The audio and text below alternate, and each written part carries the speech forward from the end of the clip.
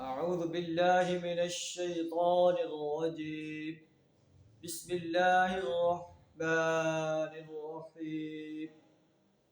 تبارك الذي نزل الفرقان على عبده ليكون للعالمين نذيرا.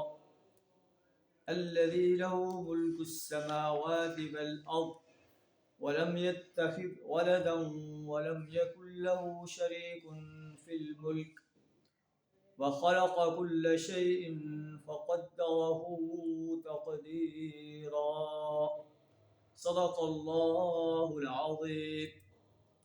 سورہ الفرقان کی پہلی دو آیات آپ کے سامنے تلاوت کی، جن کا ترجمہ کچھ اس طرح ہے: بابرکت ہے وہ ذات جس نے اپنے بندے پر یہ فرقان نازل فرمایا جو حق اور باطل کے درمیان امتیاز کرنے والا ہے، تاکہ سارے جہان والوں کے لیے نذیر ہو۔ وہ اللہ جو زمین و آسمان کی بادشاہی کا مالک ہے، جس نے کسی کو بیٹا نہیں بنایا اور جس کے ساتھ بادشاہی میں کوئی شریک نہیں ہے۔ وَخَلَقَ كُلَّ شَيْءٍ، جس نے ہر چیز کو پیدا کیا۔ وَقَدَّرَهُ تَقْدِيرًا، پھر اس کی تقدیر مقرر کی۔ یہ اللہ پوری کائنات کا خالق ہے، مالک ہے، اور پوری کائنات کی بادشاہی اس کے ہاتھ میں ہے۔